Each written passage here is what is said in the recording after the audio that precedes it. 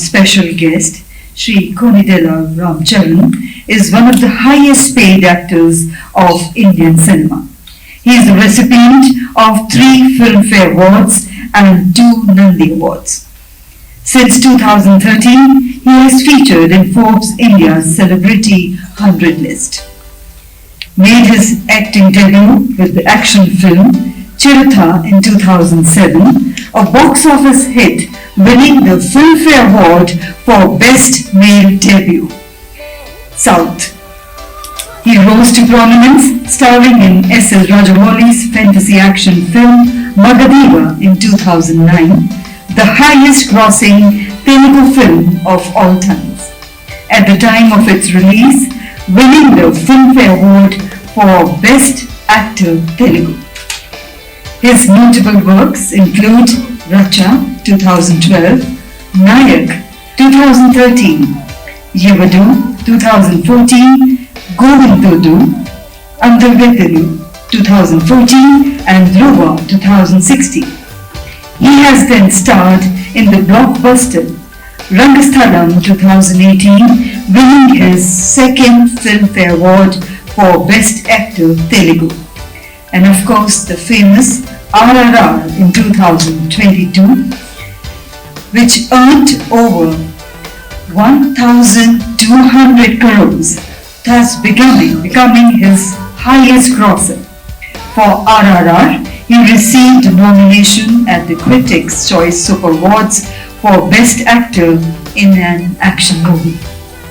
In 2016, launched his own production house, Konidela Production Company, which has notably backed Khadi number 150 in 2017 and Sai Rao Narasimha Reddy 2019. Beyond his film career, he owns the Polo Team Hyderabad Polo and Riding Club and was a co-owner of the regional airline service TrueJet. His song Natu Natu won the Oscars this year for being the best original song. And may I now invite you, sir, to kindly grace the stage. Let's put our hands together to welcome.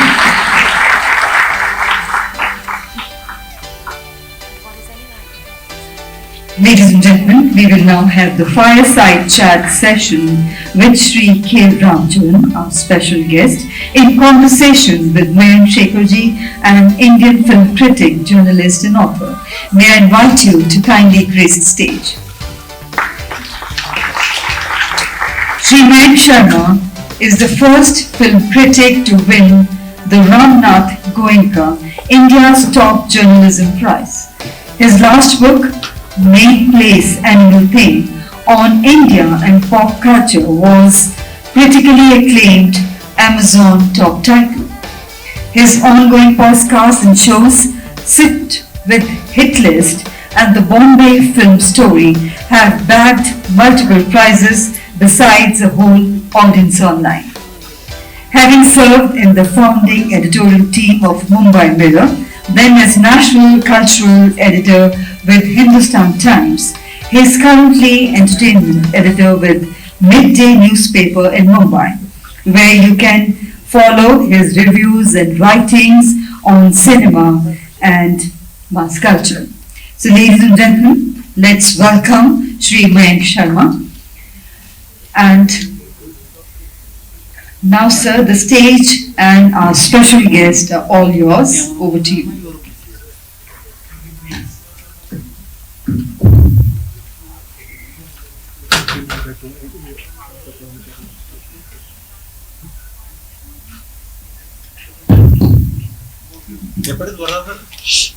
Ladies and delegates, hello and welcome to this fascinating fireside conversation on films and tourism with what should I say, global star of the Academy Award winning film RRR, and many other things. Ladies and gentlemen, I think it deserves a big round of applause all over again.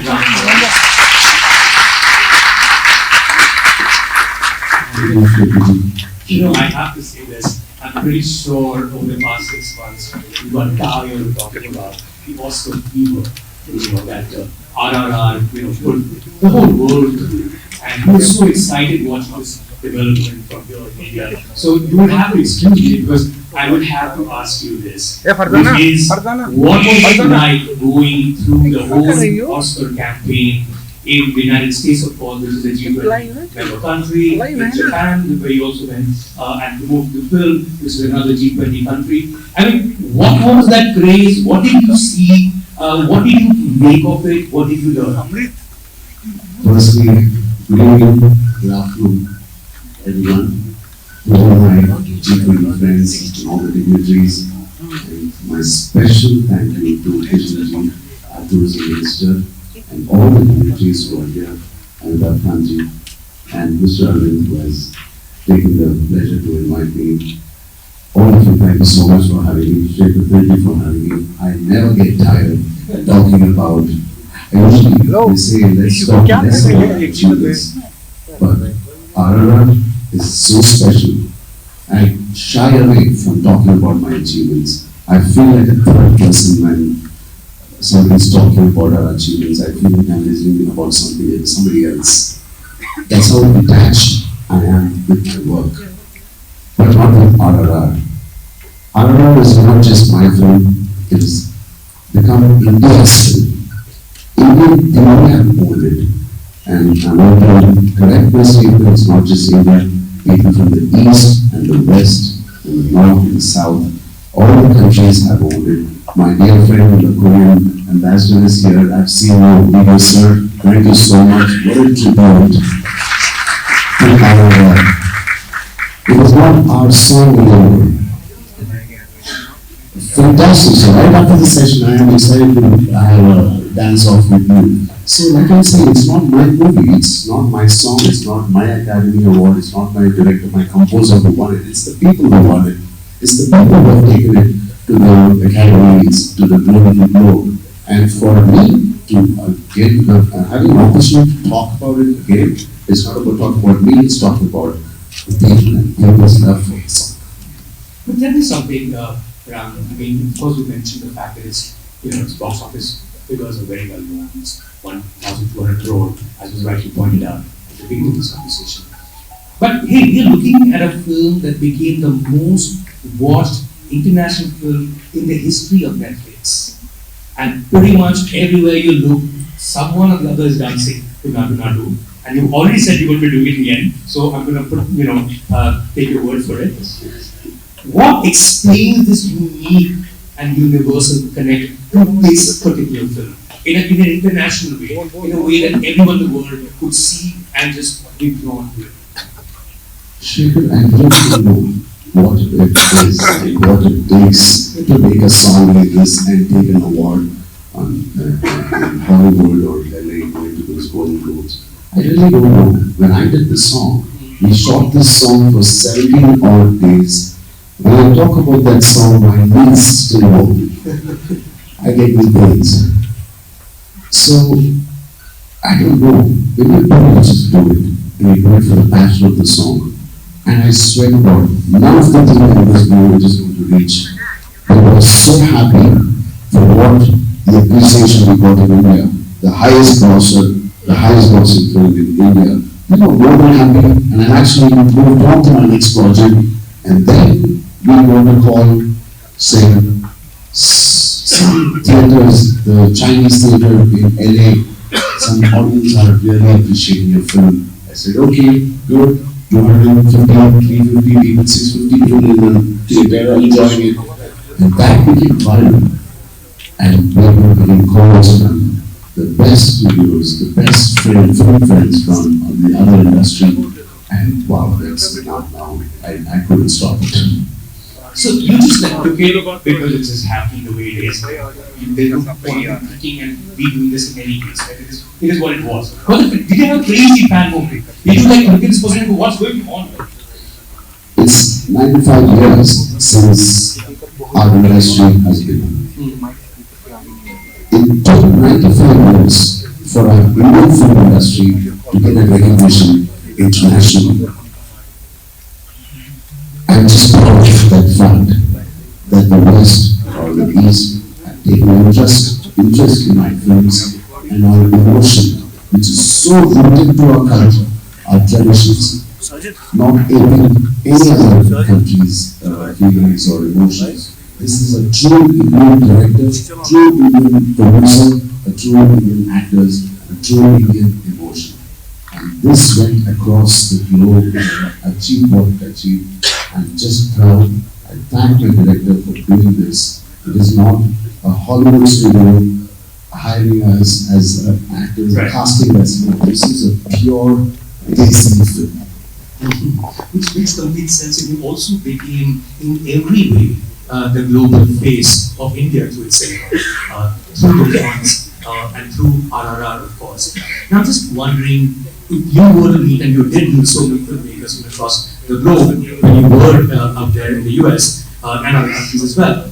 If you were to invite filmmakers from across the world to this country to come and shoot, especially someone who's been in films for so long, what would the place, where would you start from? What kind of places would you definitely get filmmakers from across the world to come and shoot here? What are the places that you shot at? Well, I've shot in many countries, from the east to the north. I've shot in Iceland, Right. the coldest. But the coolest places you shot here in India. Yeah. So if you would invite You know, filmmakers from around the world. it is so cliched right now if I say this. Hmm. You won't believe. I swear to God, please guys, don't take me for this word. Kashmir is that kind of a place. I've been coming here because my dad is in the same industry. He's been working as an actor since 45 years. So I'm the second generation in my family. I was coming here since I was probably 1986. That's the first time I visited Kashmir. My dad has shot extensively in Gulmarg, Sonmarg, all these beautiful areas. I used to come as a child. It used to be something, if I was invited by my dad to Kashmir, it used to be like I've achieved something that summer, in the summer holidays. It's like an achievement.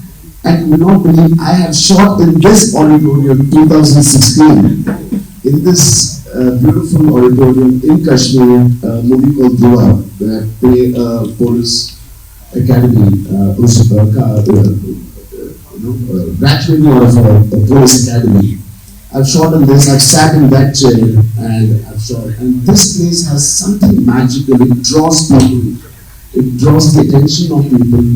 And no matter what we hear about Kashmir or whatever, this is such a surreal feeling when you come to Kashmir. It's been 95 years Indian film industry has begun. It will take another 95 years to explore Kashmir, let me tell you. It's that beautiful.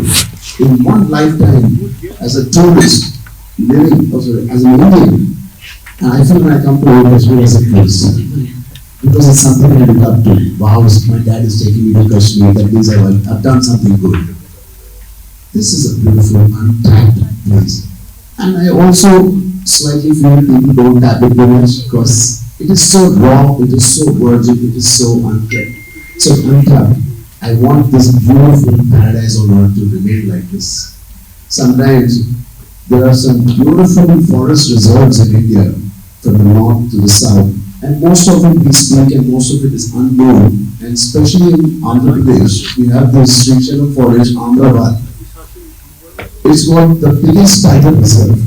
65 plus tigers we have. It is the largest tiger reserve in India. And my wife works with the tribals and the community there to keep them occupied, not to indulge themselves in helping the poachers, giving them a job. The cultural things they have, making wax, candles out of the honey, the wax that it comes out of it, giving them some kind of job to continue and have them earn money.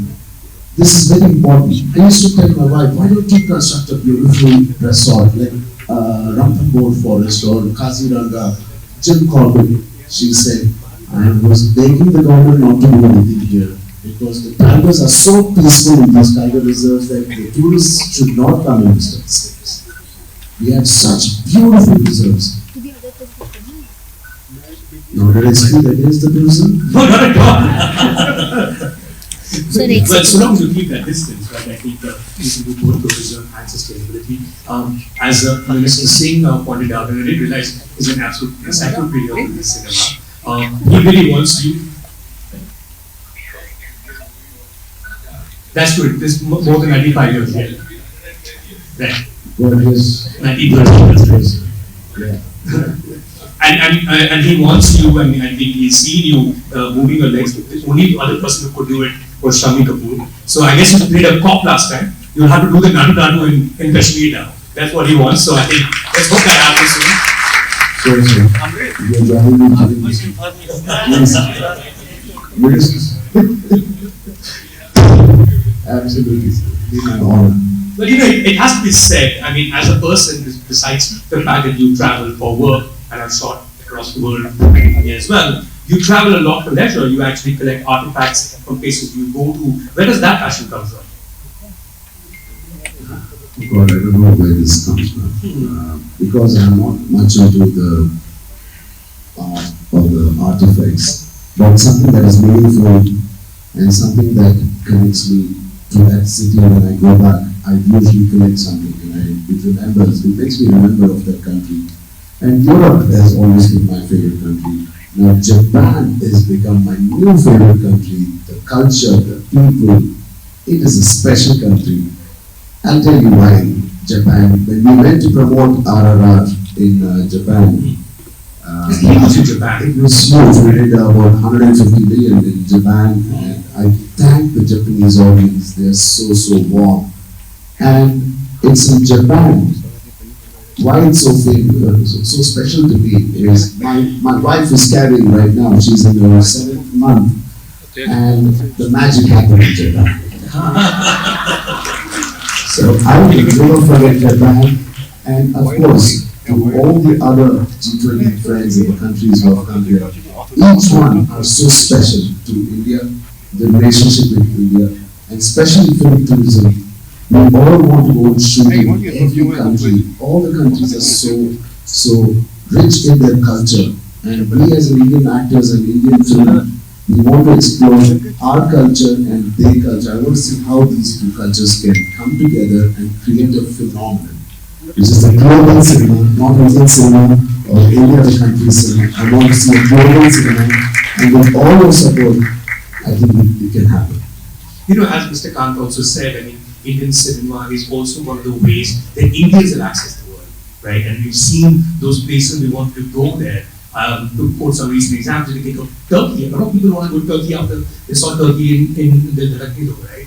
A lot of Indians went to London in the 90s after they saw Dilwale Dulhaniya Le Jayenge. Everybody wanted to be there, right?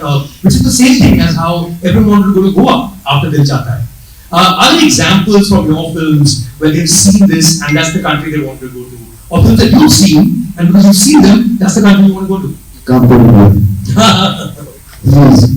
This is, India is so vast and it's so untapped. I don't know, a lot of people, especially my Honorable Minister has educated us about the vastness of India, from the Thar Desert and the east and the mountains, which is so vast.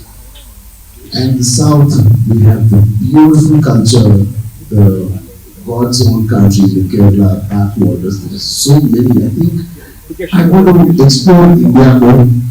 I don't think I want to travel for my next couple of films unless the producer and the director is from Hollywood. I want to stick to my culture. I want to stick here, and I want to educate that our Indian sentiments are so strong. Our culture is so strong. There is a lot of dignity in our stories. Nowadays, when you see, it's not about South India, North Indian movies. It's about the Indian Military story. Our Desi stories are coming out finally. And I'm sure that the other countries, when they see what is good, why should I go to an Indian cinema theatre? Why should I see an Indian cinema? Not to see what they've already experienced. They want to see what is India. And today, our lovely directors are showing what is India on the silver screen. Which you have. And I think it might be fair to suggest that even without going to those countries, cinema is a great way for us to travel through our eyes. You don't need a passport, you don't need a plane ticket. You certainly don't need a visa. You just watch a film and think that you pay to that country and then you return. And Indian cinemas played that role hugely, right? One of the things is that, which a lot of people don't realize, is how many films we make in India. And that it's not just films that are made in Mumbai. There are films made in Chennai, there are films made in Bangla, in Kolkata, there are films made down, in the industry that you belong to, which is also the industry, which is also the city where Mr. Reddy is from. Tell us a little more about the cinema that comes from Hyderabad. That's another face that you are of and have been for many years. How is Indian mainstream cinema different from other cinemas? And how is cinema that comes from Hyderabad different from other mainstream cinemas in India? That's a very intense question. We have the time in the world. No, I don't know if I have the knowledge to answer that. Okay. You have all the experience. Yeah, I'm trying to say what I have from my experience. There are much better people, legends who can talk about this and give the right answer. This is one industry that has paid my years, which I grew up in, paid my bills, made me who I am, made my dad who he is, and the great legends we have in our country.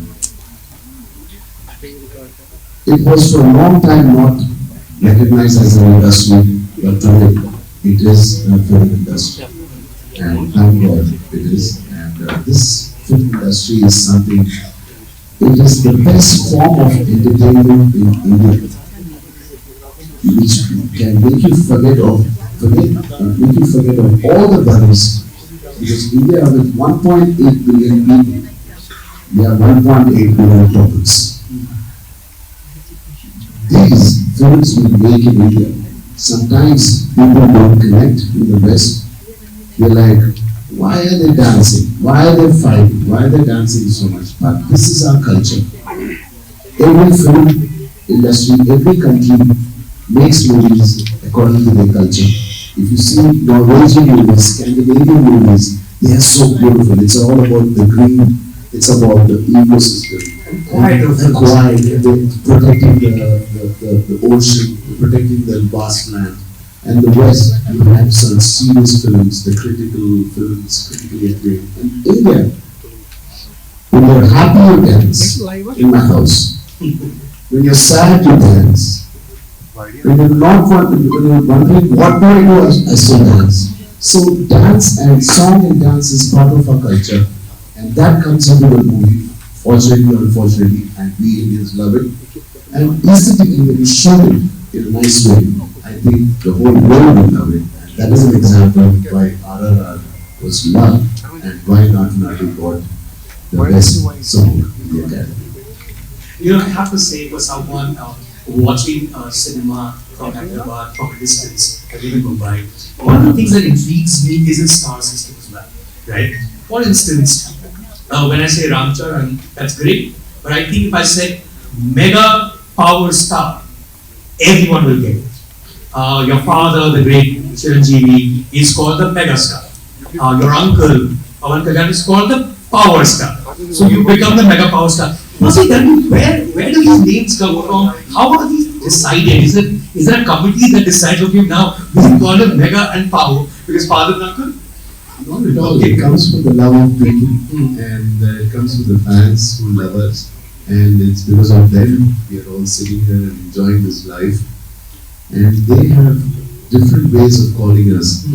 Sometimes they say Anna, they say Bhai, to Salman, to my dad, they say Chiru, Megastar. It's all coming when you are bringing in lots of emotions and the volcanic reaction comes. They just have a way to call it.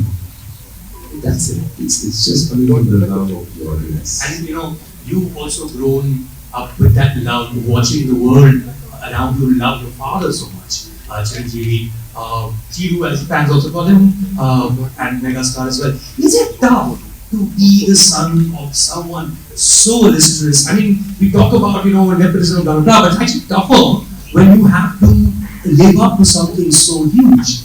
It's hard to grow up under the banner tree usually. Was that tough for you, and is it still tough for you?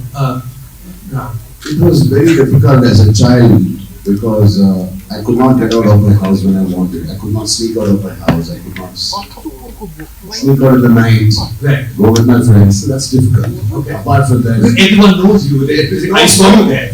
there's so many people in the house, you just cannot sneak out of your house. Okay. Take your dad's car and drive on the roads. Right. Jokes apart, I think it's only a pleasure. It was never a pleasure for me. It was only a pleasure to be born.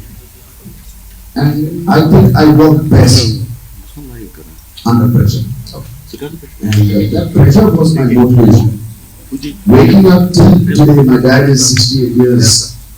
He has signed about 4 films. He is one of the highest paid actors now at 68. He is giving us a challenge. He wakes up at 5:30 still and works out, goes out. Even one day if I'm feeling lazy, I'm like, man, I mean, so it is a lot of stress to be a son. So there's not a single day I can rest, but I'm glad I have a family like this, an audience like this that are looking forward for our work. And henceforth, thanks to Ara, the world has really embraced us.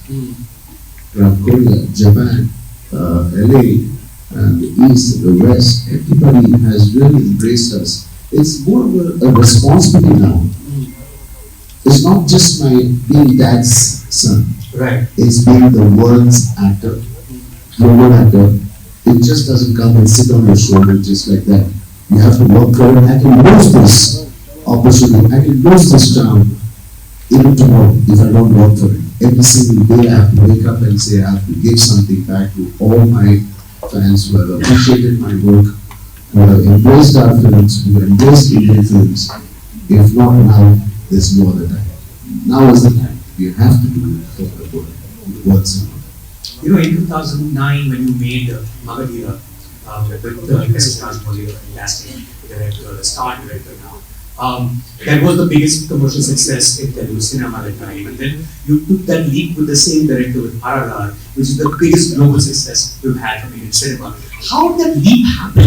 I mean, we're looking from a film made for one region, largely, to a film that the world, I mean, was there a leap in terms of imagination? Was there a leap in terms of the budgets went up because Bahubali was already made by Rajmouli before? How does this leap happen, or are we just in the right place at the right time in India's history? Everything's going to be made now.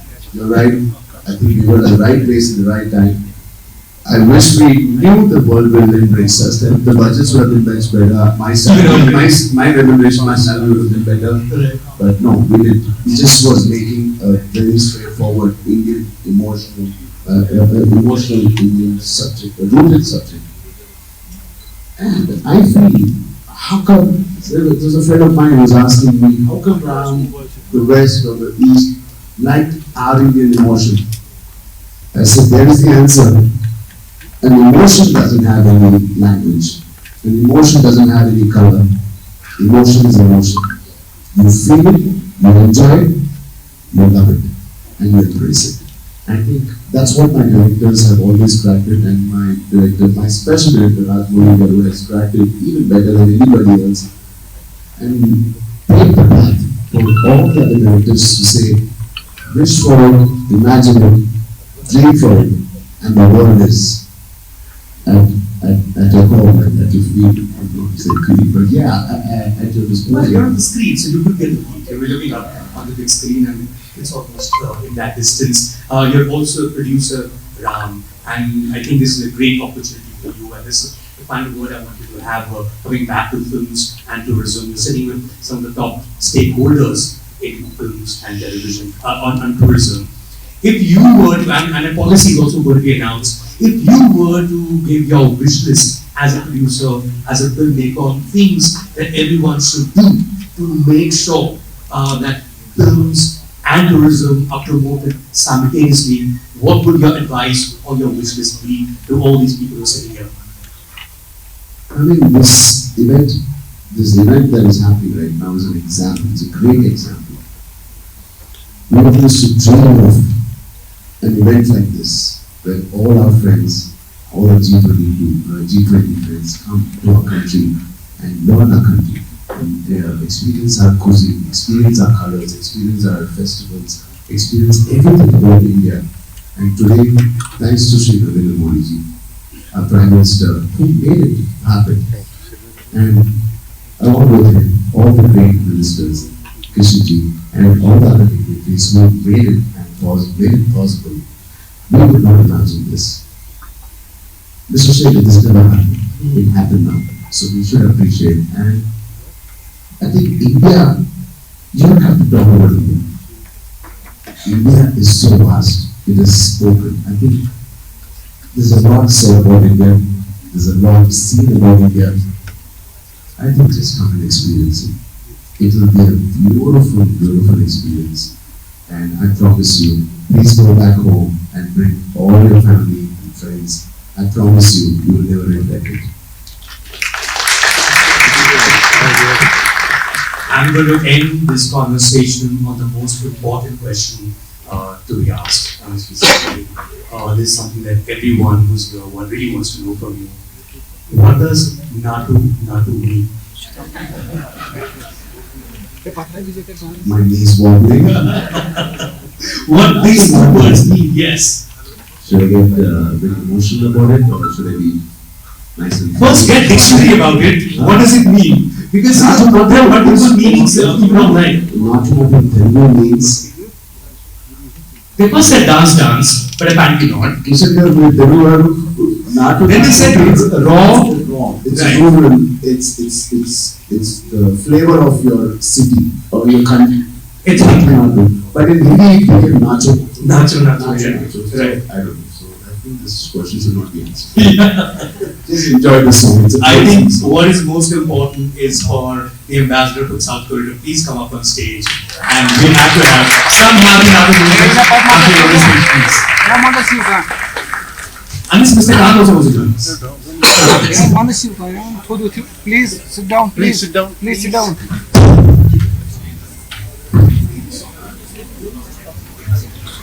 ये पागल है। ये मैं कुछ वो खड़ी है।